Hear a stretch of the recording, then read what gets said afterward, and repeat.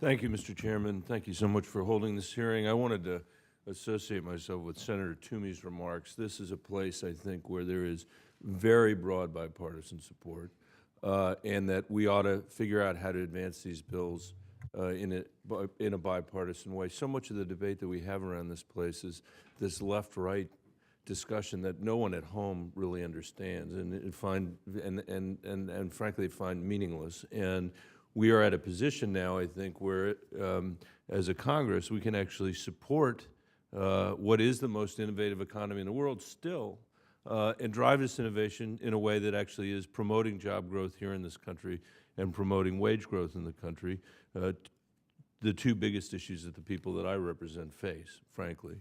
And as the testimony pointed out, we're at a moment in the economy where the productivity increases, the productivity gains that legacy firms have achieved, which is great, are not driving the job growth that we need. And it's going to be the company that's founded tomorrow and next week and the week after that that's actually going to drive job growth.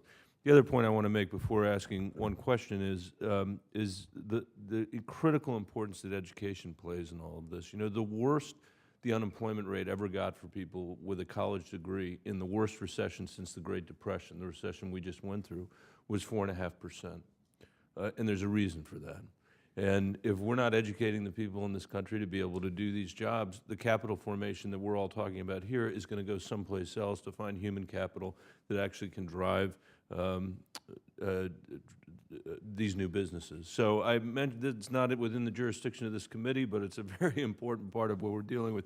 Mr. Rowe, I appreciated very much your comments about crowdfunding, the bill that Senator Merkley and I and Senator Brown have been working on. I wonder if you could talk a little bit about what kind of businesses you would expect to take advantage of crowdfunding if we were able to pass this. Is it just somebody who's got an initial idea, existing small businesses, someone who's got the need for additional capital? And then finally, as we look to formulate a consensus bill on crowdfunding, which I believe we can do, you know, what thoughts do you have about the lessons that we can learn from existing websites like Kickstarter, which you mentioned in your testimony, which has enabled individuals to donate to film production and the arts? So run with it. Thank you, Senator Bennet. I really appreciate your question and the whole committee's time. Again, let's put the sort of the potential of this in a little bit of perspective. Apparently, Americans save in long-term savings about $30 trillion. This is 401ks, you know, pension funds, IRAs, and so forth.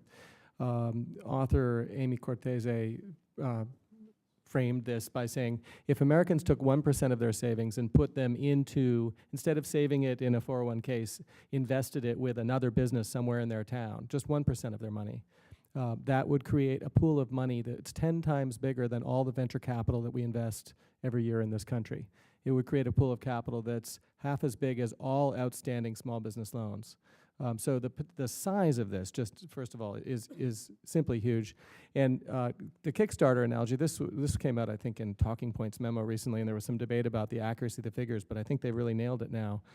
They found that Kickstarter, which is one crowdfunding site that instead of investing, you get a thing, and to kind of work around the laws today, you get an item from the person you're investing in, you don't get equity. Kickstarter raised for the arts alone half as much as the NEA, the National Endowment for the Arts, raised for arts last year in 2011. And they're predicting that in 2012 it will tie the NEA in money raised for the arts. This is everything from video games to film to you know, paintings and so forth. So the impact on just the scale is huge. I predict that this is going to be your everyday business. I think that you're going to have somebody in your community who starts a catering business, and they're going to go on Facebook. And this is the general solicitation part, right? This is why that's important, because if you post on Facebook, that's a solicitation. It would be illegal today. They're going to go on Facebook, and they're saying, I'm starting a catering business. They're going to go to their friends from college and say, would you back me? Would you put $500, $250 in to help me get this thing going? I need to buy an oven. That's the kind of business that I think this is going to really, this is where it's really going to hit the ground running.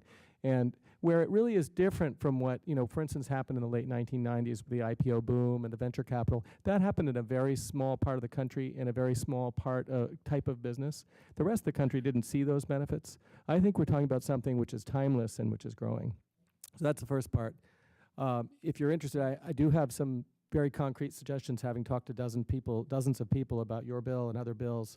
I think there's a potential for a compromise bill here that is 99% what's already in all the bills, and there's a couple little tweaks that people would like to see, or we can come back to that after. Right, my time is up, but I, for one, would love to hear those suggestions, and I'm sure that Senator Merkley would as well. I just think the last point is so important.